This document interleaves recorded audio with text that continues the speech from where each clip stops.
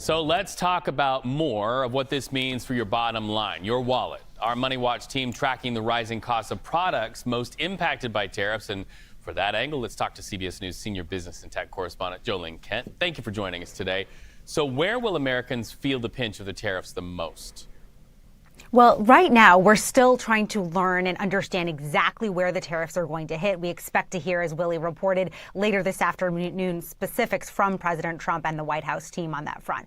But let's look at our CBS News price tracker and see where prices are right now as we head into what is being so called by the White House this Liberation Day, so to speak, in terms of tariffs. What do things cost? We already know that we have these major auto tariffs that are going into play this week that will be taxing any foreign imported car or any auto parts coming into the country. So let's talk about repairs first of all. You know, your car breaks, what do you do? How much does it cost? Well, we rolled back the calendar and we looked at what it cost in 2020. A $2,000 repair in 2020. Now, fast forward to 2025, costs $800 more. We're talking about $2,800.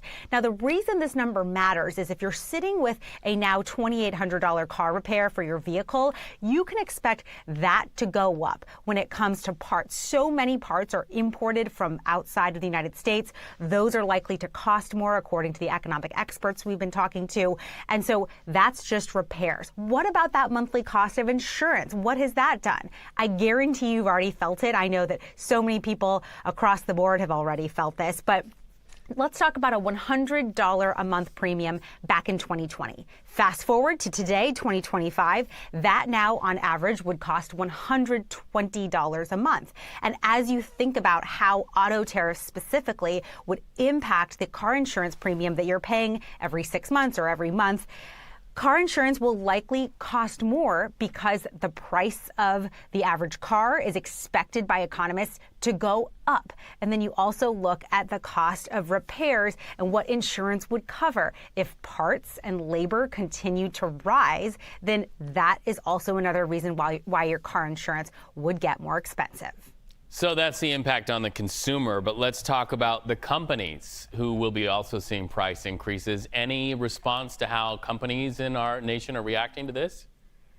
Well, over the past several months, you've heard about these earnings reports, right, where the CEOs are admitting of certain companies that prices will likely have to go up for the consumer because the companies would be paying and bearing the cost of these tariffs that are supposed to be announced this afternoon at the White House. And so what we're hearing from CEOs is there's already been a softness in terms of consumer sentiment, consumer confidence. We've been reporting that here on CBS News 24/7. So if you see that already happening, that also impacts demand. If prices go up, you could see a further softening, which could mean, it would be harder on these companies to make money. And so the simplicity of the matter is this: if costs of things go up, companies are likely to pass that cost on to the consumer. And that, of course, affects the way that they're able to do business, the types of jobs they're able to hire for, the structure, the size of the company when it comes to possible layoffs and things like that. Got it. Okay, so from Trump tariffs to two more T's to talk about. The clock is ticking on TikTok. They have to make a deal by what, April 5th? Or they face another blackout in the U.S. Will they get this done? What are you hearing? Well, we are hearing, thanks to Jennifer Jacobs and Sarah Cook, our fantastic reporters at the White House, they are saying that a deal will be presented to President Trump today. So a busy day at the White House when it comes to both the tariffs and TikTok. There are several parties in play to possibly help purchase the U.S. side of TikTok. But the central question here is what happens to the algorithm? If there are additional investors in the form of, say, a potential Blackstone or a potential Oracle coming to the table, for example, is it still possible to acquire or improve the security of the algorithm, which is the fundamental core of the law that needs to be enforced here?